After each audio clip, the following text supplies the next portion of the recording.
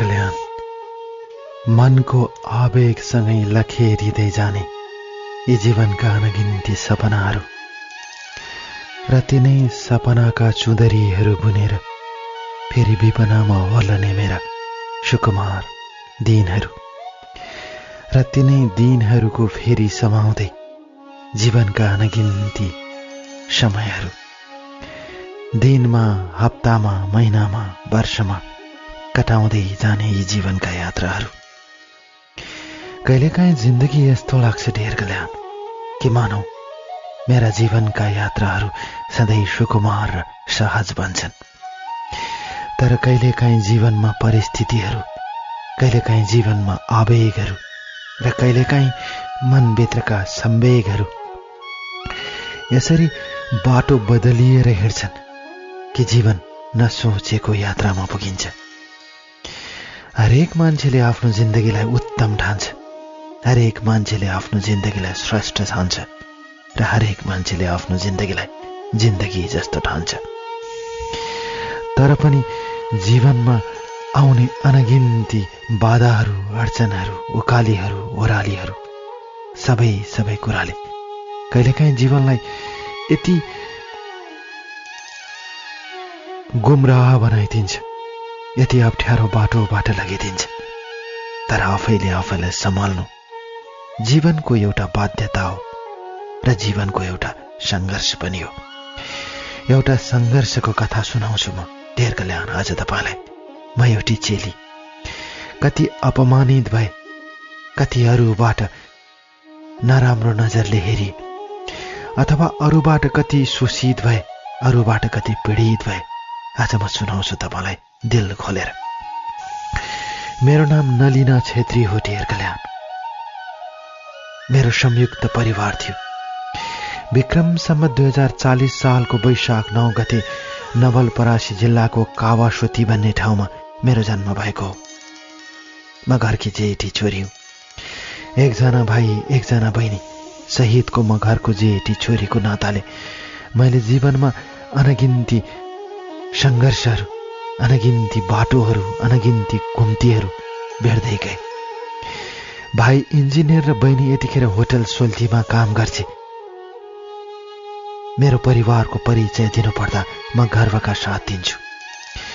र भाइ इन्जिनियर र बहिनीले पढ्दाखेरिका जीवनका अनगिन्ती सङ्घर्षका कथाका पाटोहरू म सुनाउँछु ढेर कल्याण।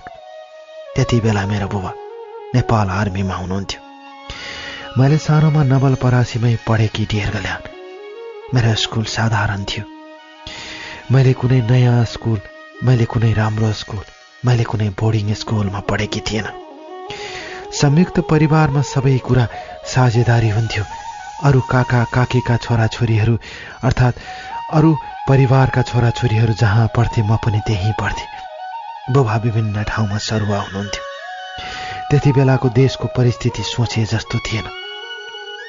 हाम्रो सामान्य परिवार थियो ढेर कल्याण। जसो तसो दुःख सुखका साथ हामी अगाडि बढ्दै गयौँ। देशको राजनीति माहौल झन पछि झन बिग्रदै गइरहेको थियो। त्यति बेलाको अवस्था कस्तो थियो सायद त्यति बेला बाँच्नेहरूलाई थाहा छ। मान्छेहरू आउँथे, यो त नेपाल आर्मीको फलानाकी छोरी हो भनेर हामीमाथि अनेक किसिमका नजरहरू लाग्थे। आमा भन्नुहुन्थ्यो यहाँबाट भागेर कतै सहर गएर बसौँ। तर संयुक्त परिवार भएको र काका काकी सबै परिवारको समाजमा राम्रै भएकोले कसैले आँट गर्दैनथ्यो हामीमाथि दुस्साहस गर्ने। तर समय, परिस्थिति अत्यन्तै जटिल थियो। जसले जे गर्न पनि सक्थ्यो त्यति बेला। नियम कानुन हुँदैन थियो। युद्धमा होमिएको थियो देश। मर्ने र मार्नेको ठेगान हुँदैन थियो। त्यस्तोमा मैले बालापन बिताएँ। अझै पनि डर लाग्छ। आमाले भन्नुहुन्छ तिमीहरूलाई यति दुःख गरेर हुर्काए कि म रुँदै रुँदै तिमीहरूलाई कतिपटक स्कुल खोज्न जान्थे। कहाँ मान्छे मर्यो ठेगान हुँदैन थियो। त्यसमा पनि बुबा नेपाली सेनामा कार्यरत भएको कारणले तिमीहरूको जिन्दगी सुरक्षित थिएन छोरी। आमाले अचेल भन्दा डर लागेर आउँछ। त्यत्रो युद्धमा करिब 17,000 मान्छे मरेको त्यो युद्धले निकालेको एउटा परिणाम आज देश झन झन नराम्रो र जटिल अवस्थामा छ। राजनीतिक कुरा म गर्न चाहँदैन डियर कल्याण, तर राजनीतिज्ञहरूले देशलाई ध्वस्त पारेको कुरा सर्वविदित छ। तर म राजनीतिबाट फर्कन्छु डियर कल्याण। यसरी ती जीवनमा र नेपालका युद्धकालीन अवस्थामा पनि मैले कक्षा कोठाहरू चढ्दै गएँ र विक्रम सम्वत 2056 सालमा मैले एसएलसी पास गरेकी थिएँ। त्यति बेला र एसएलसी पास गरेपछि कहाँ पढ्ने, के पढ्ने, अनेक किसिमका प्रश्नहरू मेरो मनभित्र उब्जिरहेका थिए डियर कल्याण। आमा चाहनुहुन्थ्यो छोरी कतै गएर पढोस्, तर ठुली हुँदै गएकी छोरीलाई पठाउने इच्छा कसको हुन्छ र त्यसपछि मैले +2 त्यही स्थानीय एउटा कलेजमा पढ्न थालेँ, प्राइभेट कलेजमा। बुबा कहिले काहीँ आउनुहुन्थ्यो। सुरक्षाको कारणले बुबाले कहिले काहीँ आमालाई लिएर आफ्नो सरुवा भएको ठाउँमा जानुहुन्थ्यो। कति ठाउँमा आमाले देख्नु भएको छ बर्बादीका दिनहरू, युद्धमा होमिएका ती क्षणहरू आमालाई याद छ। म यतिखेर नितान्त देशको कुरा भन्दा पनि मेरो जीवनको कथा सुनाउँछु डियर कल्याण। यसरी 56 सालमा एसएलसी सकेपछि मैले त्यही स्थानीय कलेजमा +2 लेभलको पढाइ पढ्न थालेँ डियर कल्याण। भावनाले मन तर्किएको यो पल र भावनाले बगाउँदै लगेका मनका र मनभित्रका सामिप्यमा रहेका मेरा अतीतका ती घटनाहरू जब जब सम्झन्छु म आफूलाई, जब जब कल्पन्छु म आफूलाई र कल्पनाको त्यो संवेगबाट, कल्पनाको त्यो आवेगबाट म कतै विचलित भए जस्तै, कतै दूर बस्तीमा हिँड्दै र एकान्तको त्यो पराकाष्ठामा पुगे जस्तै अनुभव हुन्छ मलाई कहिलेकाहीँ।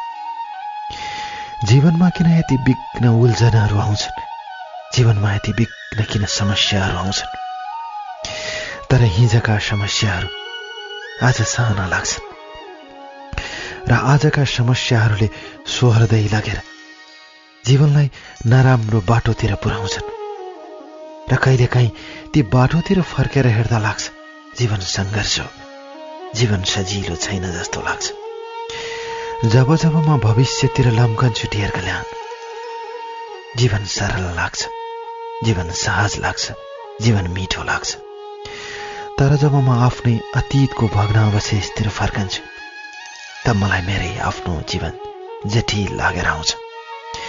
त्यही जटिलताबाट उम्केर जाने र त्यही जटिलताबाट हिँड्दै जाने यो जीवनको यात्रामा आज म कहाँ पुगे म सुनाउँछु डियर कल्याण तपाईलाई मेरो कथा।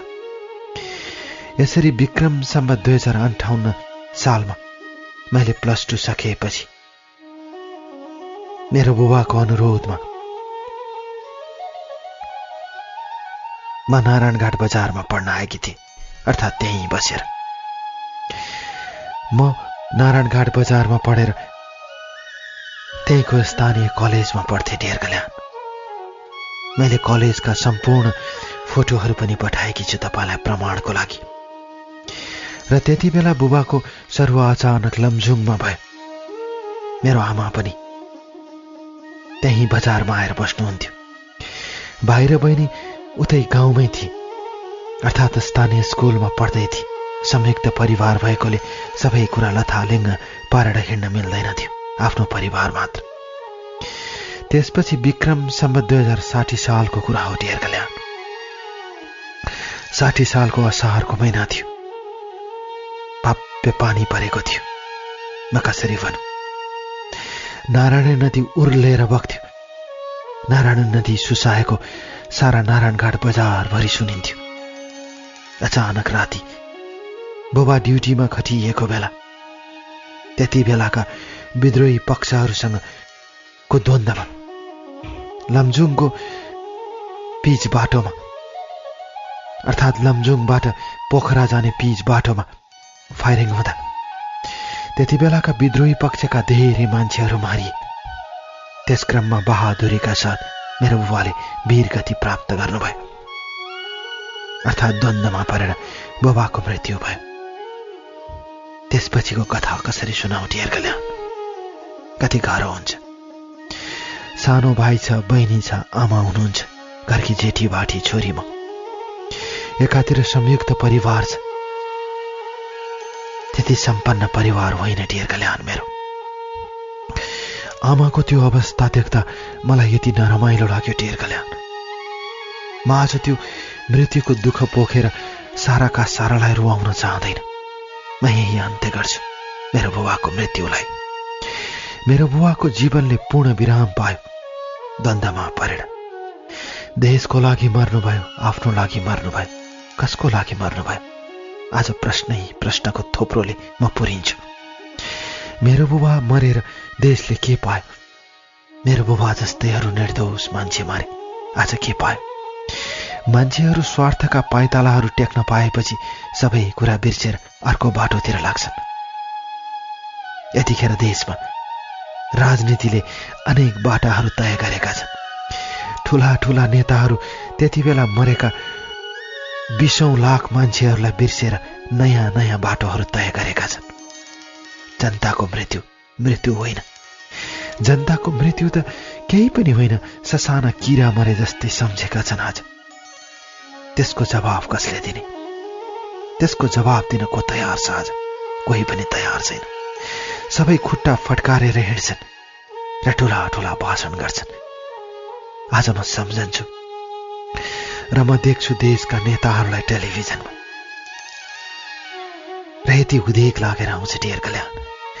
म राजनीति पाटोबाट जान चाहँदैन, किनकि म राजनीतिज्ञ होइन, तर एउटा देशको सचेत नागरिकको हैसियतले मैले सबै कुरा भनिरहेकी छु डियर कल्याण। त्यसपछि आमाको जिम्मामा सबै कुरा आयो। काका र ठुलो बुबा, उहाँहरूका सन्तानहरू आफ्नै समस्या थिए र त्यति बेला भाइ र बहिनीहरू सानै थिए। त्यो वर्ष मैले राम्रोसँग पढ्न सकिनँ डियर कल्याण। समय गुज्रदै गयो र मैले 59 सालमा आएर बल्ल आफ्नो पढाइलाई निरन्तरता दिन थाले। आमाले सम्झाएपछि तैँले पढ्नुपर्छ, त घरकी जेठी बाठी छोरी होस्, त छोरा जस्तै हुनुपर्छ भनेर आमाले गहभरि आँसु ल्याउनुहुन्थ्यो। आमाको साथमा केही थिएन। आमाको सहारा भनेको म। मैले अघि नै अवगत गराए, भाइ र बहिनीहरू सानै थिए डियर कल्याण। विक्रमसम्म 2063 सालमा आएर भाइले प्रथम श्रेणीमा एसएलसी पास गरे। आमाको इच्छा थियो काठमाडौँ पढाउने, तर कसरी पढाउने? आमाले घरमा प्रस्ताव राख्नुभयो। काका र ठुलो बुबाहरू रिसाए। त्यसपछि सम्पत्तिको भागभण्डा लगाउनु जरुरी थियो र त्यसमध्येको आमाले अलिकति आफ्नो भागमा रहेको कावासोती बजार नजिकैको घडेरी बेच्नुभयो र त्यसपछि भाइलाई र बहिनीलाई काठमाडौँ पढाउँछु भनेर आँट गर्नुभयो। म सुनाउँछु डियर कल्याण आज तपाईलाई मेरो कथा। यसरी भाइ र बहिनी सहित आमाले मलाई लिएर काठमाडौँ आउनुभयो। काठमाडौँको कलङ्की नजिकै डेढा लिनुभयो। भाइलाई पढाउन थाल्नुभयो। भाइले एउटा प्राइभेट कलेजमा +2 लेभलको पढाइ पढ्थ्यो। त्यति बेला बहिनीले एसएलसी दिँदै थिए। त्यही साल, अर्थात् भाइ र बहिनीको उमेर 1 वर्षको फरक थियो। बहिनीले एसएलसी सकेपछि बहिनी पनि काठमाडौँ आए। म पनि काठमाडौँ पढ्दै थिएँ। काठमाडौँमा पढ्न थालेकी थिएँ। आमाको जागिर थिएन। अलिकति जग्गा बेचेको पैसाको बलमा र त्यसको ब्याजको बलमा आमाले हामीलाई पढाउन हिँड्नु भएको थियो। कठिन जिन्दगीका पाटोहरू म सुनाउँछु डियर कल्याण। कसरी जीवन सङ्घर्षको यात्रामा अगाडि बढ्छ। आमाले गरेका दुःखहरू आज सम्झन्छु म। आमाले गरेका परिश्रमहरू आज सम्झन्छु म। र जीवन कति सङ्घर्षपूर्ण छ म आमालाई सम्झन्छु। आमाले कहिले पनि अभाव छ भन्नु भएन। पैसा नहुँदा पनि आमाले यस्तै हो जिन्दगी भन्नुहुन्थ्यो। मान्छेहरू विदेश जाने कुरा गर्दा आमाले सम्झाउनुहुन्थ्यो, जहाँ रहे पनि, जस्तो रहे पनि, जसरी रहे पनि मेरी छोरीहरू, मेरो छोरा खुसी हुनुपर्छ। खुसीभन्दा परको संसार अर्को छैन। संसारको जुन कुनै कुनामा गएर बस, तर यदि तिम्रो मन दुखी छ भने त्यसको कुनै अर्थ छैन। जस्तो भए पनि यो तिमीहरू जन्मिएको धरती हो। यसैलाई माया गर्न सिक, यसैमा हुर्कन सिक, यसैमा बढ्न सिक। यही माटोमा मिसिनु छ एक दिन, किन मन सानो बनाउँछु? आमाले यसै भन्नुहुन्थ्यो। ढेर कल्याण, मेरी आमा मेरो आदर्शको पात्र हुनुहुन्थ्यो। यसरी समय अगाडि बढ्दै गयो। भाइले +2 पछि इन्जिनियर पढ्छु भनेर जिद्दी गर्यो। इन्जिनियरिङ पढ्न धेरै पैसा लाग्थ्यो। आमाले मतिर हेर्नुहुन्थ्यो। अब मैले जागिर नगरी मेरो कुनै उपाय थिएन। म जागिर खोज्न निस्कन्थे। देश द्वन्द्वबाट जर्जर भएको अवस्था थियो। कसरी भनौँ? र त्यति बेला देश शान्ति प्रक्रियातिर फर्किसकेको थियो। शान्ति सम्झौता पछिका देशका मिठा मिठा सपनाहरू नेताहरू फेरि बाँड्दै हिँड्थे। तर जनताहरू जहीँका तै, जस्ताको तस्तै। त्यस्तो अवस्थामा आमाको आँट र आमाको साहसलाई मैले साथ दिने अठोट गरेँ र काठमाडौँका गल्ली गल्लीहरूमा, काठमाडौँका अफिसहरूमा धाउन थालेँ म जागिरको लागि। तर म चेलीलाई कसले जागिर दिन्थ्यो ढेर कल्याण? तर पनि म लागिरहेँ। यो जीवनको बाटोमा म हिँडिरहेँ। बस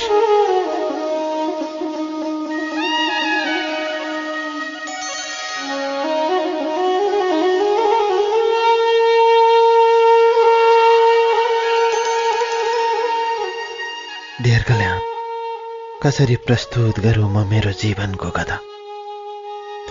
कसरी अनुवाद गरौँ म शब्दमा आफ्नै जीवन कहानी? कसरी लेखौँ म आफ्नै व्यथा, आफ्नै पीडा? उमङ्गका दायराहरूलाई पन्छाएर, उमङ्गका दायराहरूलाई परतिर सारेर जब मैले जीवनलाई आफै झाँकेर हेर्छु, मलाई जिन्दगी जस्तो लाग्दैन ढेर कल्याण। मलाई जिन्दगी त अप्ठ्यारोमा फलेको फर्सी जस्तो लाग्छ। भिरमा फलेको कुबिन्डो जस्तो आफ्नो जिन्दगीलाई मैले हिँडाउँदै लगेँ, अगाडि बढाउँदै लगेँ। जीवनका सपनाहरू, जीवनका सोपानहरू, जीवनका मन्जिलहरू, जीवनका जिजीविसाहरू, जीवनका दुःखहरू, जीवनका पहेलीहरू जम्मा गरेर जब मैले पोको पारेर हेर्छु मेरो आफ्नो जीवनलाई, कतै टाढा दूर बस्तीमा आफै हराए जस्तो लाग्छ। कतै टाढा दूर बस्तीमा कतै आफै मेटिए जस्तो लाग्छ। मेटिनु र भेटिनुको त्यो क्षणभित्र मैले जब आफूलाई प्रस्ट्याउँदै जान्छु, म विक्रम सम्बत 2063 सालतिर फर्कन्छु ढेर कल्याण। त्यति बेला मैती देवीको एउटा फाइनान्समा मैले काम गर्न थालेकी थिएँ। काम त के भनौँ, ठाउँ ठाउँमा गएर पैसा उठाउँथे। जटिल थियो जिन्दगी।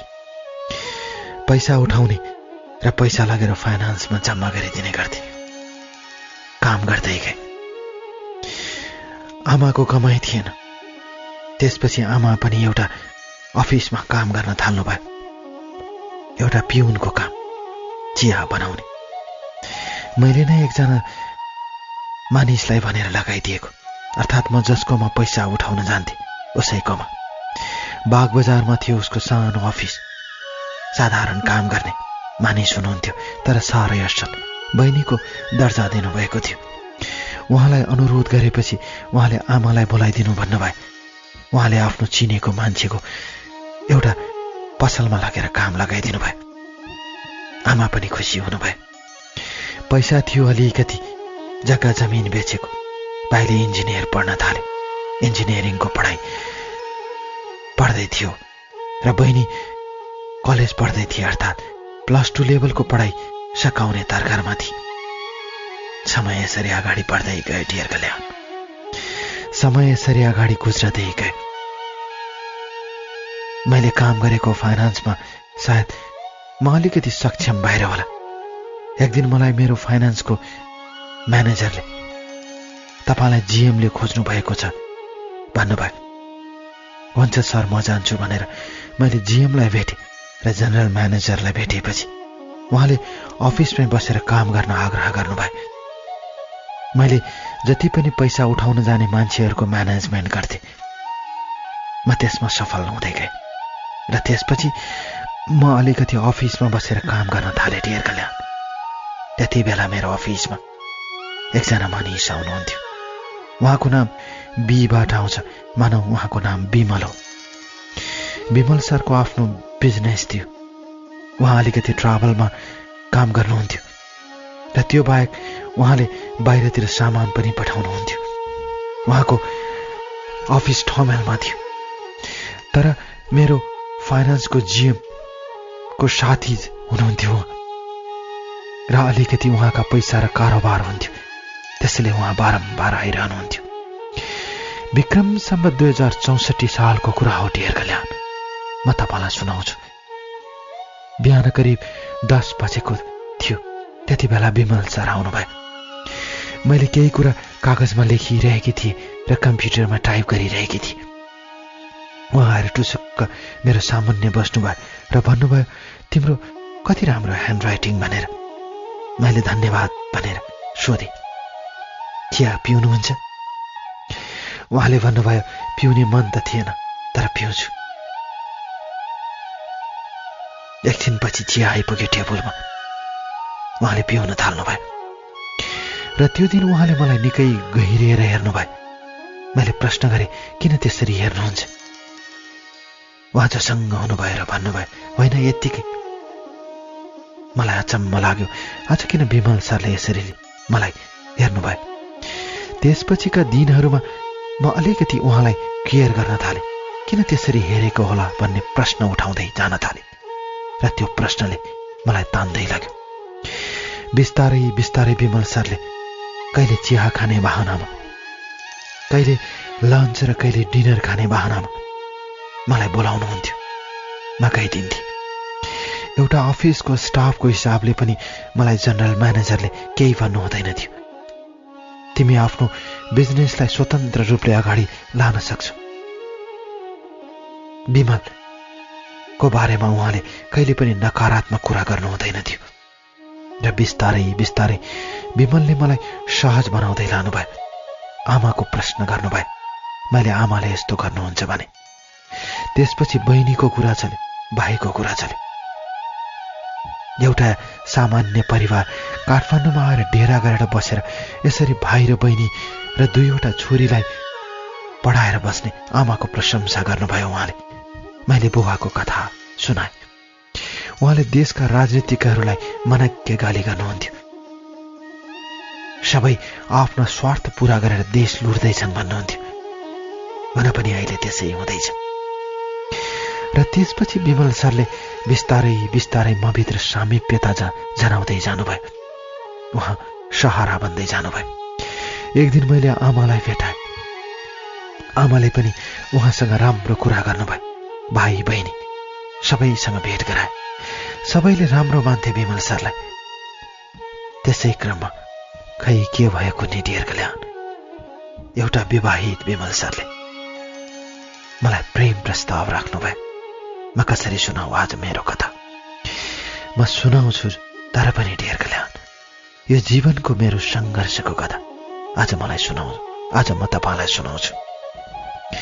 मलाई सुनाउन मन लाग्यो डियर कल्याण। विमल सरले प्रेम प्रस्ताव राख्नुभयो र भन्नुभयो, म तिमीलाई धेरै माया गर्छु। तिम्रो यो सङ्घर्षको कथाले म प्रभावित छु। म पनि पहिला गाउँबाट आएर यस्तै सङ्घर्ष गरेको। ठमेलको एउटा पसलमा म भुइँ पुछेर बस्थे। सङ्घर्षका कथा लामा हुन्छन् आआफ्ना, तर कसैका देखिन्छन् कसैका देखिँदैन। उहाँले यस्तै भन्नुहुन्थ्यो। तर अचानक आमाले विवाह गरिदिनु भयो। सानैदेखि मन पर्दैन थियो। समाज परिस्थितिले गर्दा मैले मेरो श्रीमतीलाई अगाडि बढाउँदै लगेँ। मेरा 2वटा छोरा छन्। उहाँले त्यही भन्नुहुन्थ्यो। तर यी सब चिज छोडेर म तिम्रो नजिक भइरहेको छु। मैले पाप गरे कि पुण्य गरे मलाई थाहा छैन नलिन, तर म तिमीलाई चाहन्छु। उहाँ सधैँ यस्तै भन्नुहुन्थ्यो डियर कल्याण। म अन्यलमा थिएँ। सङ्घर्षमा हिँडिरहेकी केटी। मायाले कसैले हात दियो, मैले नाइ भन्न सकिनँ। मैले धर्म गरे कि पाप गरे, म आज सुनाउँछु डियर कल्याण तपाईँलाई मेरो कथा।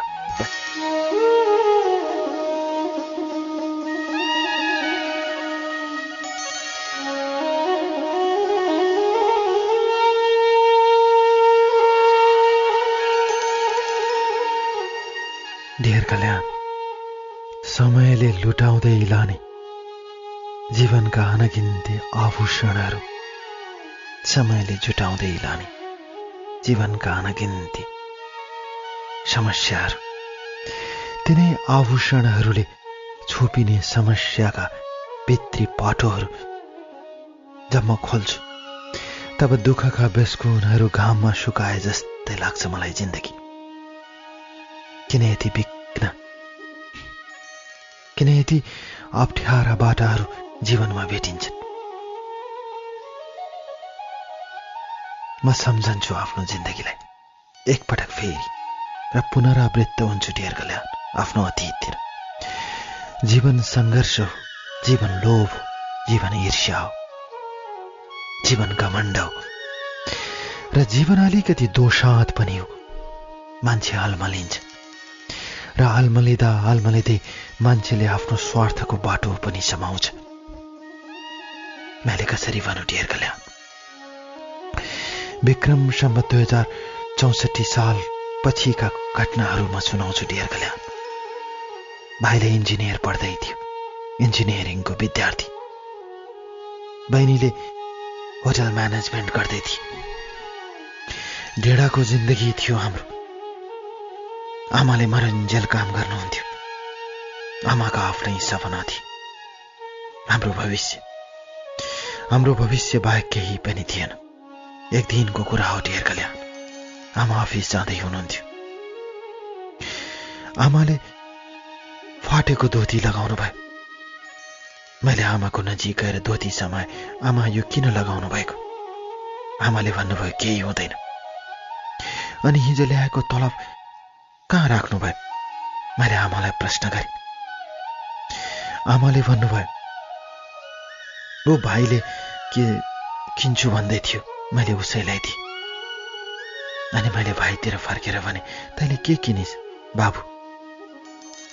भाइले आफ्नो कलेजका सामानहरू किने भनेर उसले मेरो हातमा बिल थमाइदियो। महँगीको जिन्दगी, महँगी काठमाडौँ, गरिब देशका हामी जनता कहाँ पुग्छ र डियर कल्याण सबै कुरा। देशै गरिब भएपछि हामी कसरी धनी हुनु? 5% भन्दा बढी मान्छे यो देशमा कहाँ धनी छ र? बाँकी सबै अभावमा, गरिबमा बाँचेका छन्। र म पनि त्यही गरिबीमा बाँचेकी चेली हुँ डियर कल्याण। मलाई नरमाइलो लाग्यो त्यो दिन।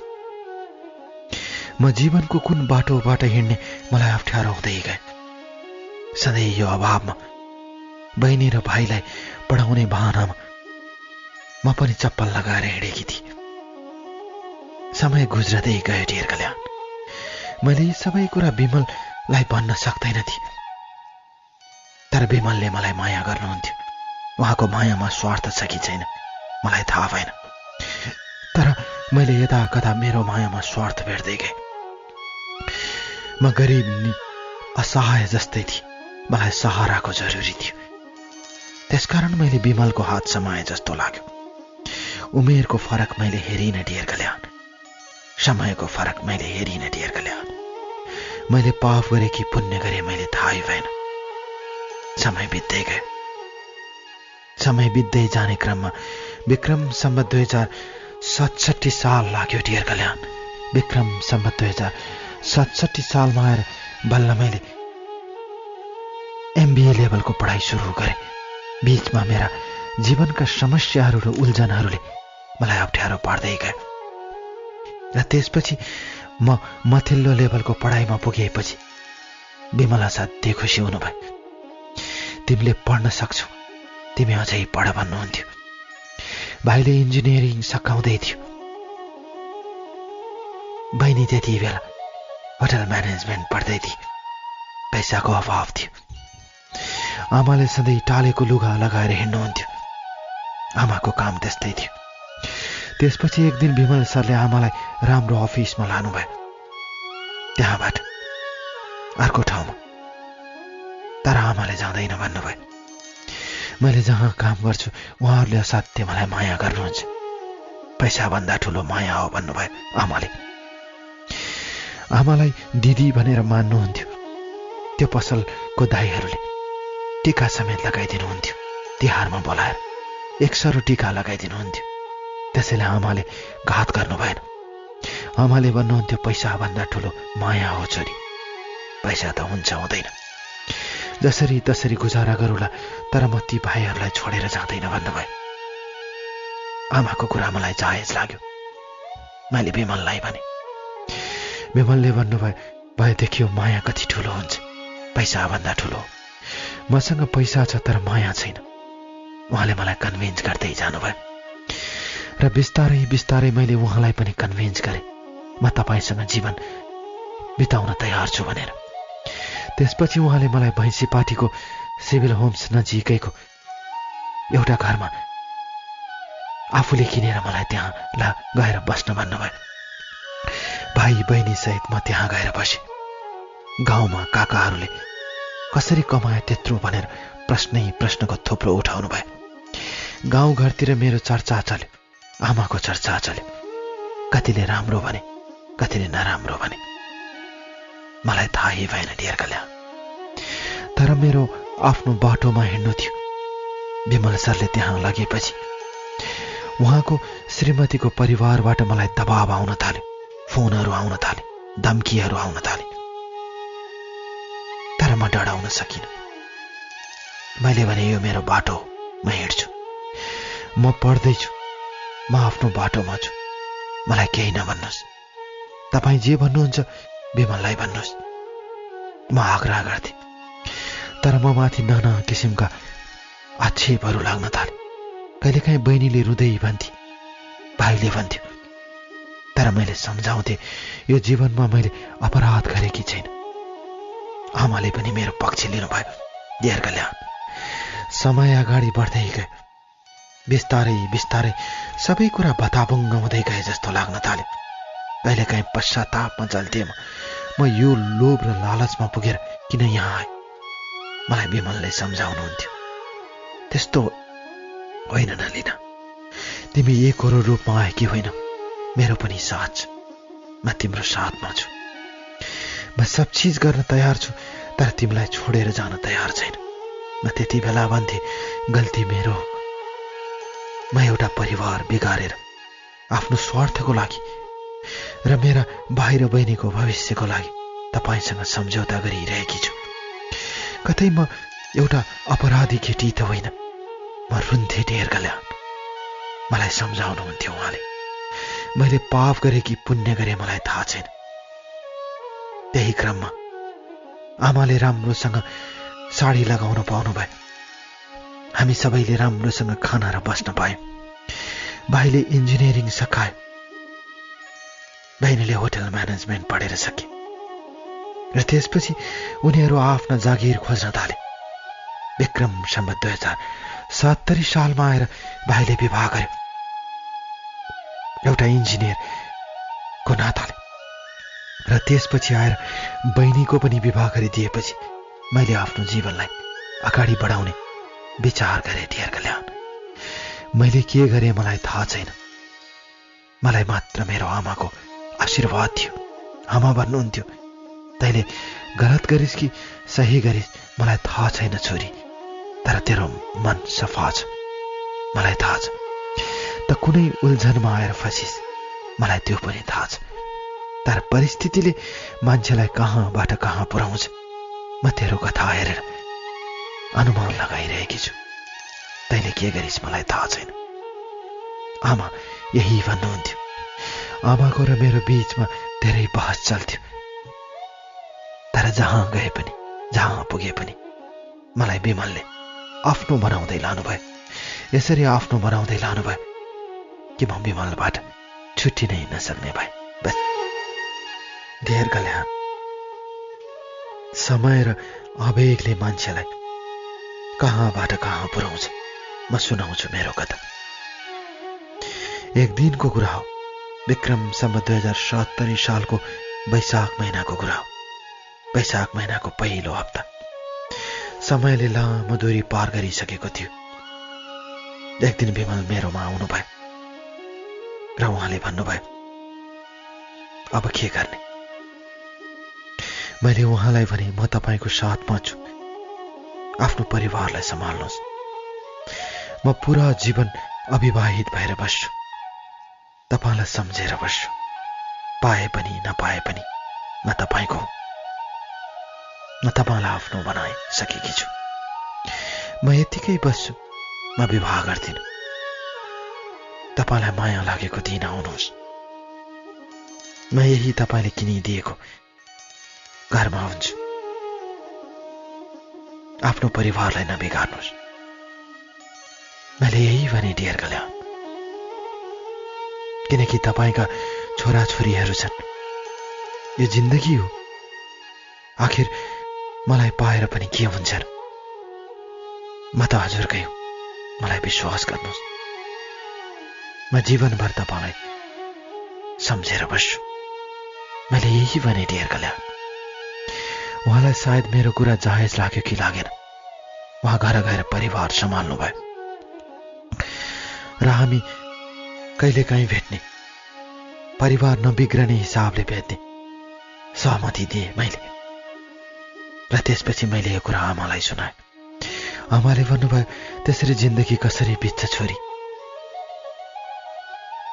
मैले आमालाई एउटा सल्लाह दिएँ, अब बहिनीको विवाह गरिदिनुपर्छ।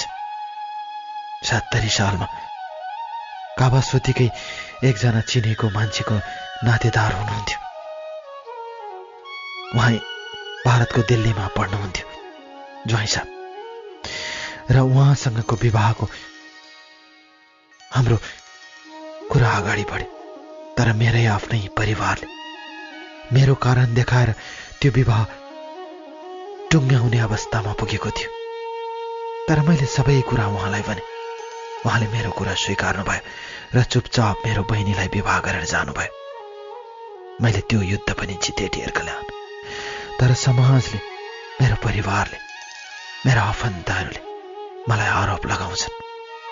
पैसाको लागि एउटा कसैको एउटा रखेल जस्तो भएर बाँचेकी छे भनेर। मन दुख्छ डियर कल्याण, चित्त यति बिग्न दुख्छ। मैले यो कुरा विमललाई पनि भने, मलाई यस्तो आरोप लाग्छ। विमलले सम्झाउनु भयो, सब चिज ठिक हुन्छ भन्नुभयो। तर उहाँले धेरै कोसिस गर्नुभयो परिवारमा। र अन्त्यमा विक्रम सम्वत 2071 साल नलाग्दै उहाँले आफ्नो परिवारसँग सम्बन्ध विच्छेद गर्ने कुरालाई लिएर अगाडि बढ्नुभयो। मैले बार बार सम्झाएँ, त्यसो नगर्नुहोस्। म कसैको घरबार भत्काउन चाहदैन। म तपाईँको लागि जे गर्न पनि तयार छु। तर बनिसकेको घर नबिगार्नुहोस्। म त तपाईँकै हुँ। तपाईँलाई विश्वास लाग्दैन भने आउनुहोस्। कुनै पनि बेला म तपाईँको जीवनसँग आबद्ध हुनेछु। मैले यही भन्थे डियर कल्याण। म आफ्नो काम र कर्तव्यमा अगाडि बढ्दै गएँ। मैले यतिखेर MBA लेभलको पढाइ पनि सकाइसकेँ। म फाइनान्सको एउटा राम्रो पोजिसनमा छु। जीवनका पछिल्ला हिस्साहरू हेर्छु। यतिखेर विमललाई हेर्छु। आवेगमा आएर उहाँले गरेको निर्णयलाई मैले रोक्न सकेँ। तर डियर कल्याण, मेरो जिन्दगी यतिखेर जस्ताको तस्तै छ। मैले सप्रमाण फोटोहरू पनि पठाएकी छु। मलाई उहाँको माया लाग्छ। तर एउटा परिवार बिगारेर म कसैको श्रीमती बन्न चाहँदैन थिएँ। त्यसैले यतिखेर नितान्त एक्लो छु। मान्छेहरू प्रश्न गर्छन्, किन विवाह नगरेकी? तर म भित्रको प्रेमको घाउ अझै जस्ताको तस्तै छ। मलाई सहारा दिनुभयो उहाँले। जति बेला भाइ बहिनीलाई पढाउने पैसा थिएन, आमाले फाटेको धोती लगाउनुहुन्थ्यो। त्यतिखेर माया दिनुभयो, सहारा दिनुभयो। सधैँ सधैँ घरबेटीको कचकच सुनिरहने हामीलाई घरमा लगेर राख्नुभयो। मसँगको सङ्गतले उहाँको बिजनेस र व्यापार फस्टाउँदै गयो। ट्राभल एजेन्सी त्यस्तै राम्रो चल्दै गयो। र उहाँको बाहिर सामान पठाउने अर्थात् बाहिर विदेशमा स्वदेशी सामानहरू पठाउने व्यवसाय पनि राम्रै चल्दै गयो। धन आर्जन भयो। त्यहीबाट केही हिस्सा झिकेर मेरो लागि घर किनिदिनु भयो। आज म उहाँको सहारामा छु, अथवा भनौँ उहाँको मायाको त्यान्द्रोमा बाँचेकी छु। आमा र म छु, भाइ बहिनीहरू आउँछन्। जीवन चलिरहेकै छ। 22 पार्टीदेखि आफ्नो कार्यालय जाने आउने मेरो निरन्तरता चलिरहेको छ। डियर कल्याण, म चाहन्छु यो जीवनको गोरेटोमा म कहाँ पुग्छु मलाई थाहा छैन। मेरो जिन्दगी कहाँ गएर समाप्त हुन्छ मलाई थाहा छैन। तर मलाई यति मात्र थाहा छ, म उहाँलाई माया गर्छु, हृदयदेखि माया गर्छु। उहाँ मेरो जीवनको प्रेरणा हो, बाटो हो, गोरेटो हो। भोलिका जीवनमा हामी सँगै हुन्छौँ कि हुँदैनौँ थाहा छैन। भोलिको जीवनले हामीलाई सहयात्रामा हिँडाउँछ कि हिँडाउँदैन मलाई थाहा छैन। उहाँको सुखी परिवारको साथमा म पनि उहाँलाई माया र स्नेह दिएर खुसी साथ बाँच्ने आशामा हिँडिरहेकी छु। तर थाहा छैन हाम्रो बाटो फेरि छुट्टिन्छ कि सँगसँगै हामी हिँड्दै जान्छौँ मलाई थाहै छैन। डियर कल्याण, त्यसैले त मैले लेखिरहेकी छु मेरो कथा। म अझै पनि उल्झनमा छु, अझै पनि दोबाटोमा छु, अझै पनि मोडमा छु, घुम्तीमा छु, अप्ठ्यारोमा छु। तर पनि हिँडिरहेकी छु। म कहाँ हिँडेकी छु मलाई थाहा छैन। बस हिँडिरहेकी छु।